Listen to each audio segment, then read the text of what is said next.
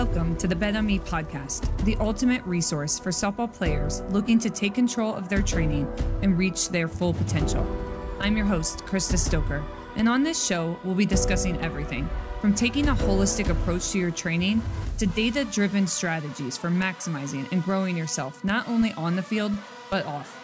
At S2 Breakthrough, we believe that athletes should lead their own journey and push past any perceived ceilings on their talent. So join us as we explore the world of softball player development and help you bet on yourself. Because when you bet on yourself, you can't lose. All right, back for another episode. And we have a lot of the S2 team here. So our first time recording with so many guests. So Godspeed to our microphones, and hopefully you guys get some good audio today. But the reason we wanted to bring a group of us together is to talk a little bit about the summer program that we offer at S2 and just really summer training and the approach that a lot of college athletes take. So not even necessarily, while we would love for everyone to be a part of our program, this is not necessarily just a pitch for that, but just really some thoughts we have on how college athletes traditionally have thought of the summer and how we think maybe they should think about the summer. So I'm going to kick it to Ashley first. And I think maybe one of the things that we hear a lot, so maybe just kind of thinking through this, is that college coaches or college athletes feel like they don't have enough time.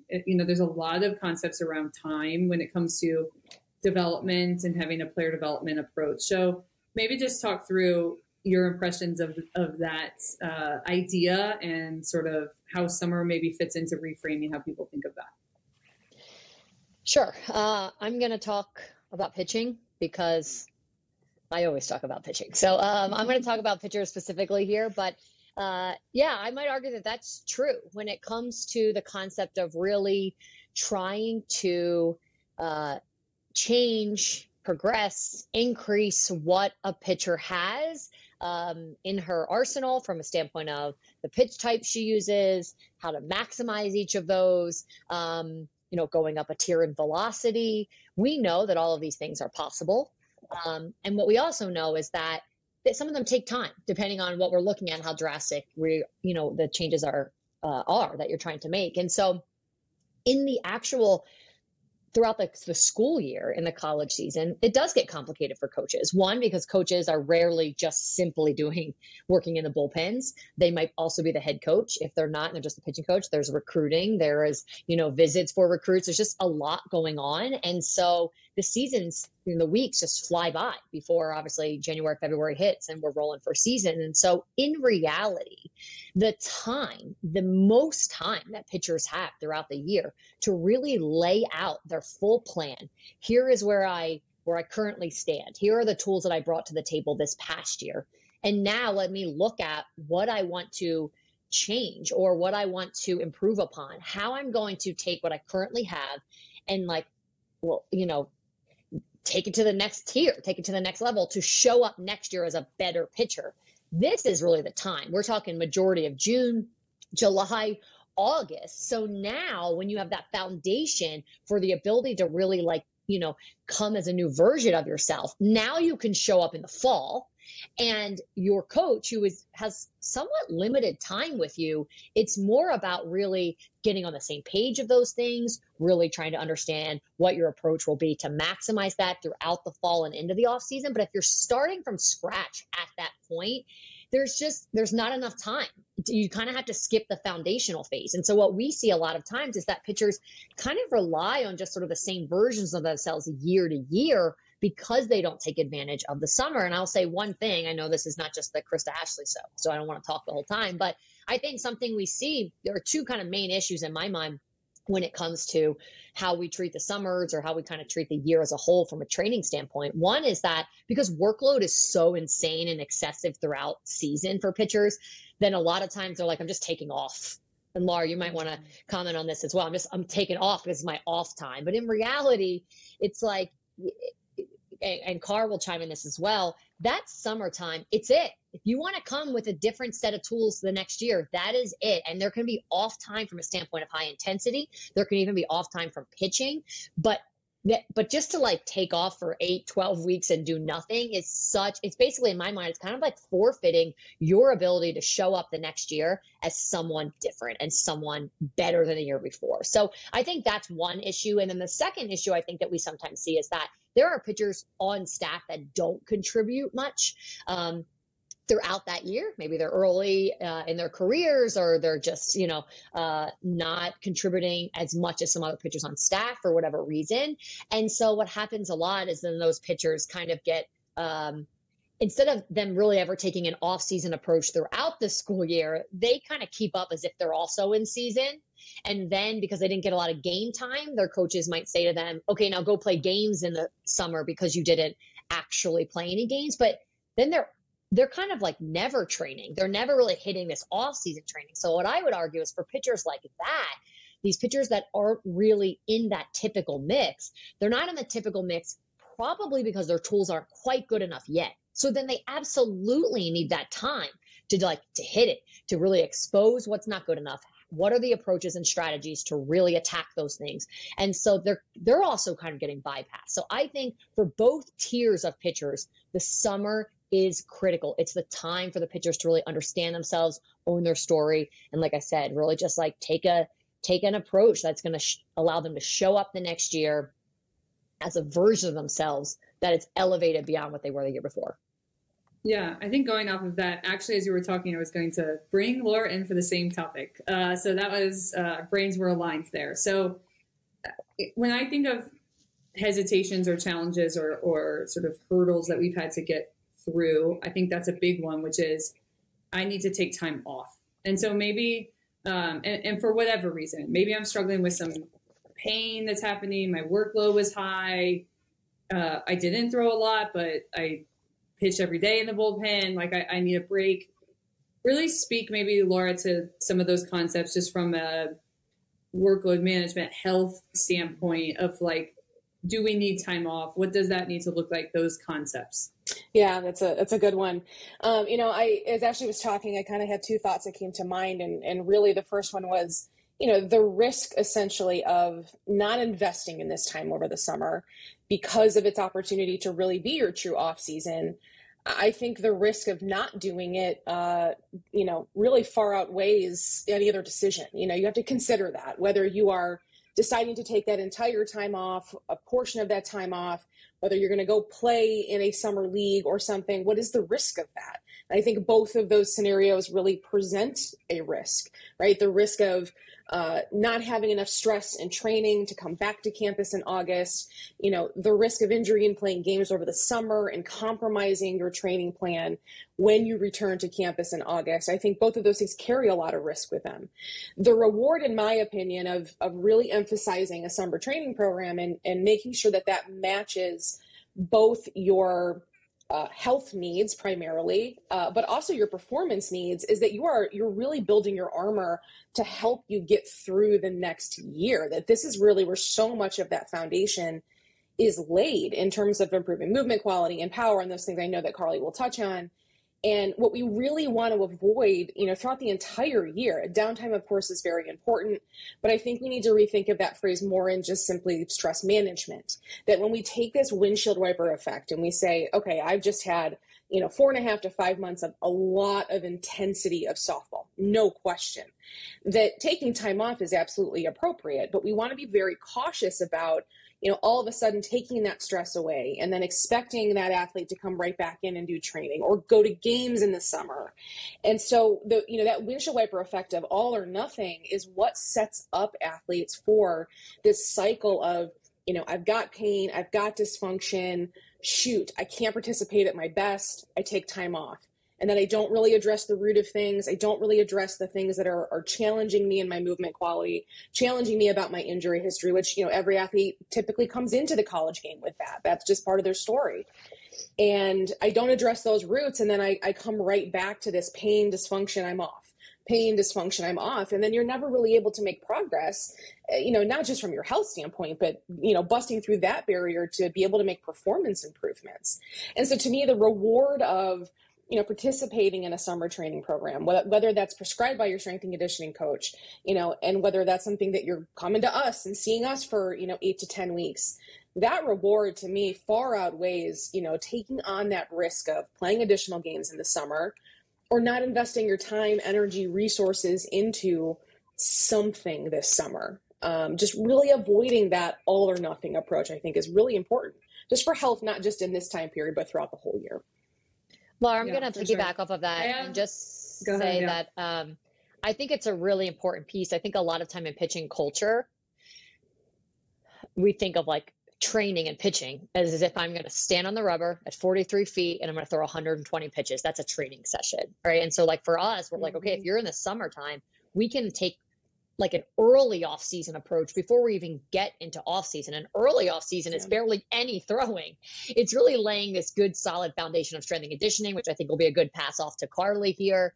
It's as we're then getting out of early off season and transitioning, then all low intensity throwing. It's just this like gradual, it's like it is built in time off, but in a way that still is connected to your plan and to your ultimate progression, to be able to reach your goals. So I think that's probably a good pass off to Karli, but I think because we think of training as changing in intensities, it's not always just pitching. Like those are some things that I think have to be laid out on the table because that's not always how the community thinks of training. Yeah. I'm just going to kind of summarize really quick what I heard, and then I am going to pass it to Car, which is, I think there's this concept, as Ashley mentioned, just in general with training, and especially as we get into college, because there does feel like a time crunch, that training becomes full.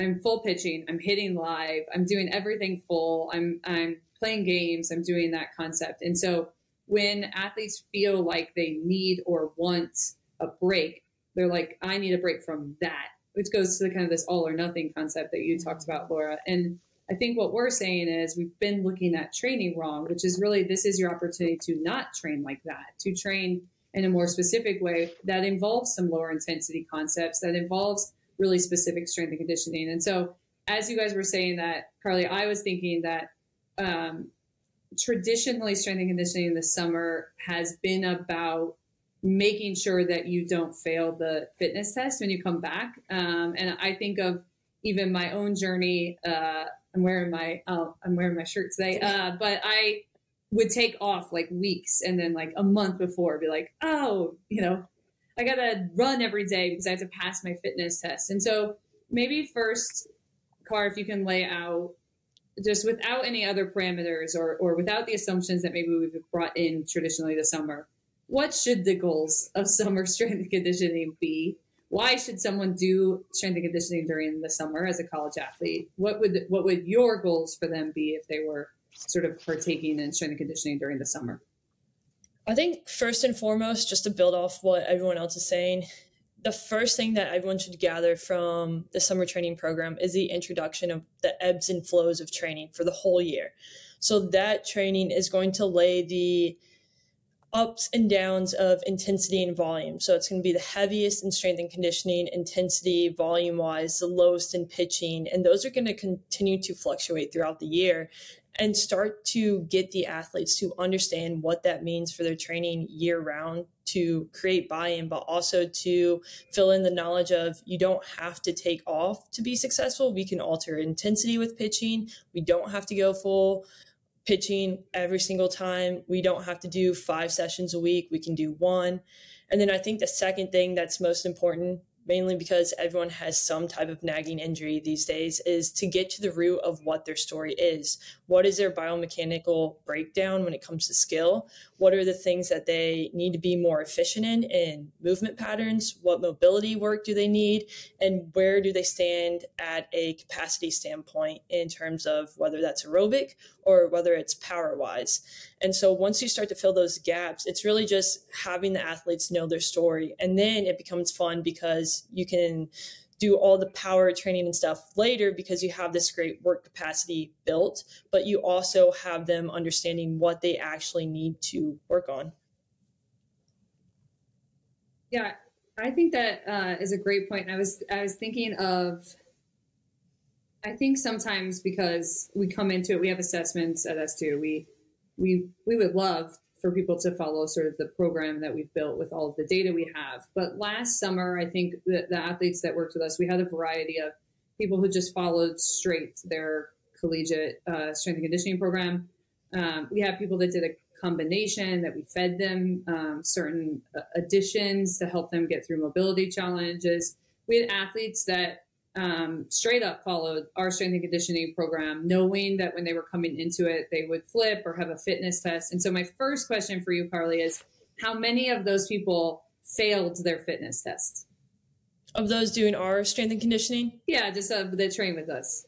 I don't believe any of them failed. Yeah, no one. So just so that I think too, some of the like fears around the concept of like, you don't always have to be doing that test over and over to pass it. So I think that you can build work capacity in different ways. So we didn't have any issues with that. And I think also a really important thing that I heard you say, Karli, and that we reiterate often is that the summer is your time as an athlete. And it's time for you to kind of, you take control and own your story. So it has to be sort of a give and take situation. So if you're like, okay, here's what I need to do this summer. I really need live at bats at some point, or I really need I like my college strength and conditioning program. I'm not going to go off of that. Like, I need to do that. Having someone come in and say, like, great, you're in charge. I mean, it's your journey. And also, here's some things that we see that you might want to focus on and let us help you look more deeply at those, I think is a really important piece of what we bring and really what you should be seeking as an athlete, which is someone to kind of go in on it with you. So I think that experience is really important, which is find what works for you in a combination of all your sort of resources. I'm going to go into maybe some specifics without really talking specific athlete names, but some specific scenarios of athletes that we had last year. So maybe Ashley, start with pick a pitcher. Why did they come to our summer program? What was their sort of focus maybe, or what did they get out of the summer program based on sort of their particular situation? Yeah, I think, I don't even know if I have to talk about like a particular case study, but as a whole, I think a lot of the pitchers that come, even those that are using ball flight data regularly at school, it was really an opportunity for us to reevaluate, like, what you're considering your strengths, is that really your strength? Or do we feel like we might be able to attack something else? Like, can we create maybe more complementary pitches for that strength if it's really that good? Last year, we had, a handful of college pitchers where their strength pitch was, I would say mediocre for the levels in which they were throwing. So it was like, if this is your strength, then we got to go get it. And the way in which we go get pitches, we have different strategies. We're using different weighted balls. We're using insight and high-speed video for them to look at hand position to see what's going on with their grips. We're testing change at low intensity before we progress to high intensity. And for us, those strategies and those protocols are really solid. And of course, there is always individual athlete response. But we're measuring that every step of the way. And so I just think as a whole, making that story really clear to our athletes. Last year, I mean, we had athletes that came in, there's one in particular that didn't throw a drop. And just based on seeing, and she really relied on her horizontal movement. And she's in Power 5. And I just was like, you're naturally a top spin based on your arm slot, based on your hand position. I think we could go get a solid drop ball. And, that's what she focused on. And I think it wasn't my opinion because, and we really tried to steer our athletes away from just being like, I think you should do this. Just trust me and do it. Right. We are like, here's why. Let me explain to you why I think you really need a big vertical, as I would call rock star, a standout pitch with vertical break. And it's the drop. And here's why. And so she was like, okay, let's go for it. And we, gave those strategies, and there's no doubt about it. That was a stud pitch for her. And I think oftentimes, we've had pitchers where they're like, there's another pitcher on my team. There's someone on the staff who's like a big drop ball pitcher. So my coach wants me to have a rise. So I want to work on the rise. And so that initial assessment is a great opportunity for us to show that actually look, we can't mold you outside of who you are. And that's really not the best pitch for you. So let's talk about how to maximize you and then how that fits into the staff. And so, for the pitchers that we worked with last year, what was really great is that their coaches or college coaches were really on board and also wanted that level of information. So we were able to provide this really like cohesive environment where everyone was on the same page. Like, here's why we're attacking this pitch, this particular pitch. Here's what we're going for. Here are our goals. We're collecting data along the way. And so, we were able to sort of like summarize that story to them as they're transitioning from their S2 training program into obviously the fall. And now their coaches can sort of like pick up and run with it. Like, here is why we're doing this. And like, they love that they had that information, that they know that pitcher was committed to it. And we had a lot of success with pitchers, like understanding themselves and understanding the level of detail of like, I need this pitch to break X inches and the number I'm chasing in order to do that is X. And this is what I have to understand of how to, my hand has to feel like this and accomplish this in order to do that. Like, we could just keep backtracking. So it's really high level work. It's really high level work and it's great work. And I think a lot of this starts at low intensity, which is why it's the perfect time to do it over the summer. It's the perfect time because it's like there's no urgency or panic about workload at high intensity for gains, for performance. It's really just like we get to take a breather. We get to do a lot of work, high level detailed work, while giving the athlete the opportunity to sort of like give their body a break from like the beating of high intensity pitching day in and day out. Yeah. And I think it's important that, anything you do over the summer or in your off season should be really specific to your goals. And so, the example I think of is we had a hitter who struggled just with a ton of injuries, kind of came into college with some injuries and just was in and out all a collegiate season and came to us with some skill goals. And our conversation was like, first and foremost, like, your strength is you are fast. You have, a lot of ability from just a speed standpoint. And so like, number one way for you to get on the field is to be healthy. And so maybe Karli, because ultimately, I was the coach working with her from a skill standpoint, but her greatest impact was in the strength and conditioning work she did. And so I think maybe talk through when we have athletes that are coming from that cycle, right? Of just, I think there's a fear of like, yes, but I need a ton of work on my skill, or I need to kind of, think about our skills. So maybe talk just about in those examples, Kar, of the type of approach you take for strength and conditioning and how that still ultimately sets them up to be successful at their skill.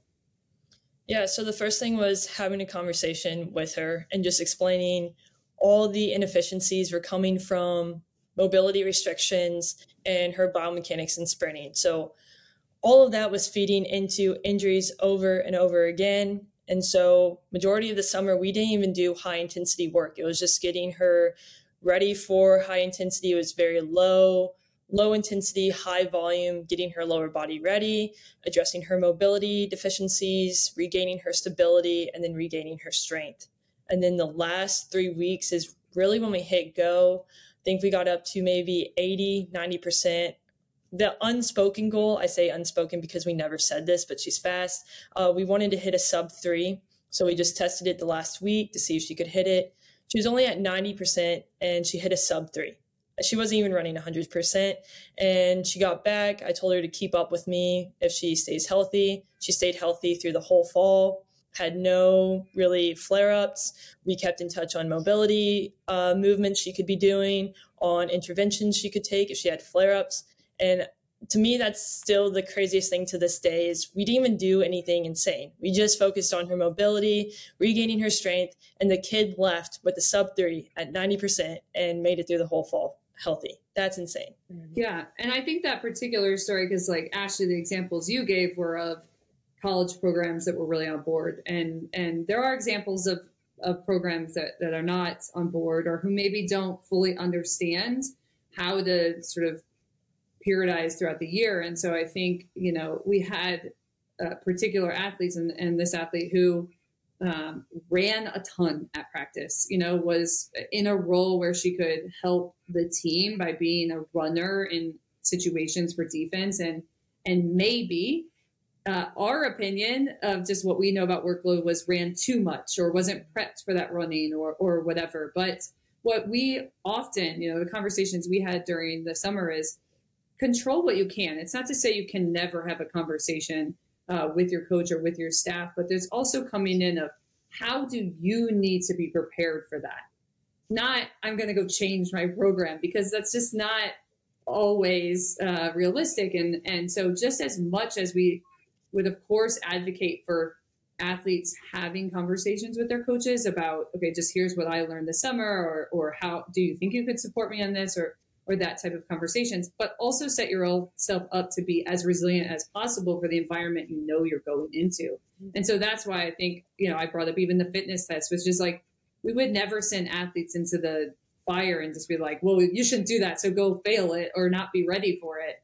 I think it's those conversations are so important for the athlete, just bringing it all out and for you preparing. So I think another piece to that story that you're sharing, Karli, is that there was so much about, we got to build your barrier up for what we know you're going to be doing in practice, because your chance to see the field is you got to make it through that step first. That's your role right now. So you got to make it through that piece first before you're ever going to get to showcase anything beyond that. And so I think it's really coming into that. It's just as much about the education of it as anything. So I think that's a really important piece. Any other last additions that people have that we haven't touched on yet? I do, actually. The only thing I'd like to kind of leave with, just up from the kind of health and wellness side, is if you are a coach or an athlete listening, and I think it's really important to understand that oftentimes, even at the the highest levels, Power Fives, the best intentions, that your AT staff and your strength and conditioning staff are often covering multiple teams. They are oftentimes short on time and short on capacity. And so it's not, we see a lot of times, sometimes these strength programs or these rehab programs are often not quite what we would write necessarily, or the way we would approach that injury. But it taking those programs with you into the summer means you have to be in charge of it. So if you've had an injury over the spring season, if you have been limited in the weight room over the spring season, and you are now, returning back home, you're not staying on campus, all of a sudden you've entered a very fragmented healthcare system, right? That is of no fault to your AT staff and strength staff at school, but simply you're home now, right? And so it's really, I think, critical that the athlete takes control of that process, takes control of being at the center of that, as they should be. It's their health, it's their wellness. And so I think just keeping that in mind, that if you're in a, if your current program, the strength and conditioning program that you get, after the spring season's done and into the summer, if you don't think it's quite serving your needs, bring it to us. Let us look at it. Let us help you support that. We want to make sure that you're obviously doing the things that keep you healthy, and that's a huge component of that. And you really have to think about your role in coming home post-injury, in season, and what actions that you're going to take in order to take control of that. Krista, I was going to just finish up with go ahead. One final thing. I was going to say, kind of coming back to the original question that you asked me, we have found at S2 Breakthrough is to really make the type of change that athletes are seeking. Your program has to be highly individualized. It has to really be a high level of information. It has to be individualized. And what it takes for college coaches to individualize training throughout the year for every single athlete they have, that is nearly impossible. And so I would say, like, the last note here is that what it takes is what is very difficult from a capacity standpoint for coaches and support staffs to get. So the summer, it is the time. This is the time to really feel like I'm on my own from a positive standpoint. This is the time where everything from training can be about what I need in order to make sure that then when I return to my coaching staff, what they're going to do is support that. But it's my real responsibility to go get that for myself and not just wait for my coaches to bring it to me. That there's not enough time and capacity for them to do that. Yeah, definitely. Bet on me. Yes, that's the summer. It's time for you to go get what you want, and hence the name. So, all right. Thank you guys for chatting today, and we'll kind of leave you guys with that. And hopefully we see lots of college athletes in S2, or we're chatting with you over the summer, and we're helping you get ready to hit your goals. Well, S2 Nation, thanks for joining another episode of the Bet On Me podcast. Go out today, bet on yourself, and remember, when you bet on yourself, you can't lose.